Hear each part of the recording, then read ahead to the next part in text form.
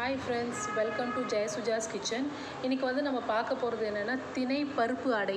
இது எப்படி செய்கிறதுன்றதை பார்க்கலாம். இப்போ நான் வந்து இந்த கிளாஸில் வந்து 1/4 கப், இதில் 1/4 கப் வந்து துவரம்பருப்பு, உளுத்தம்பருப்பு, கடலப்பருப்பு, பாசிப்பருப்பு, அப்புறம் 1 கிளாஸ் வந்து இட்லி அரிசி, அப்புறம் 1 கிளாஸ் வந்து திணை அந்த மில்லட் அதையும் சேர்த்துருக்கேன்.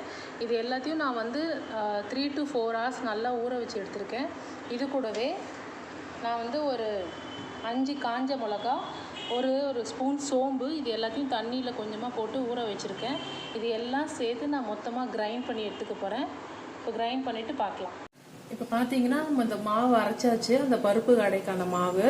இப்போ அதை என்ன பண்ணுங்க, ஒரு 2 hours பிஃபோரே வெளியே வச்சு நம்ம வந்து ஃபர்மெண்ட் மாதிரி பண்ணிவிடும். ஏன்னா அப்போ தான் அது கொஞ்சம் டேஸ்டியாக இருக்கும். இப்போ நான் இதை வந்து ஊற்றுறேன். இதை வந்து தோசை மாதிரியும் ஊற்றிக்கலாம், அவங்க இது ஏற்ற மாதிரி ஊற்றிக்கலாம், இல்லை அடை மாதிரி வேணும்னாலும் ஊற்றிக்கலாம். இப்போ இது நான் தோசை மாதிரி ஊற்றி காட்டுறேன் உங்களுக்கு.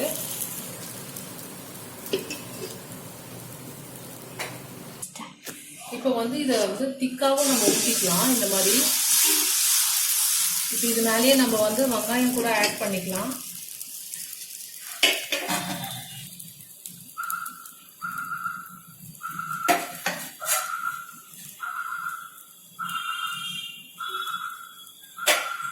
இது கூட கொஞ்சமாக வந்து இப்போ குழந்தைங்களுக்கு கொடுக்குறீங்கன்னா நெய் கூட ஆட் பண்ணிக்கலாம்.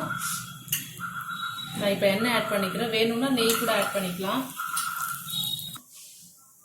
இப்போ திக்காக இது அடை மாதிரி ஊற்றி எடுத்தாச்சு. இது இப்போ நீங்கள் எப்படி வேணாலும் ஊற்றிக்கலாம், திக்காக ஊற்றியும் சாப்பிட்லாம். சில குழந்தைங்களுக்கு வந்து திக்காக ஊற்றினா பிடிக்காது, அவங்களுக்கு வந்து நல்லா கிறிஸ்பியாகவும் ஊற்றணும்.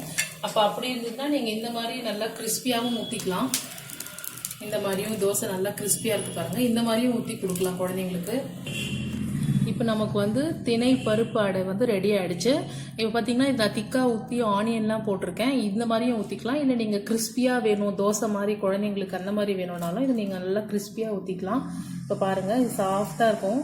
இது கூடவே நீங்கள் தக்காளி தொக்கு, இல்லைனா குருமா அந்த மாதிரி, இல்லை தேங்காய் சட்னி இந்த மாதிரி டிஷ்ஷஸும் சைட் டிஷ் வச்சும் நீங்கள் சாப்பிடலாம். ட்ரை பண்ணி பாருங்கள், உங்களுக்கு பிடிக்கும்னு நினைக்கிறேன். பிடிச்சிருந்தா லைக் பண்ணுங்கள், ஷேர் பண்ணுங்கள் அண்ட் சப்ஸ்கிரைப் பண்ணுங்கள்.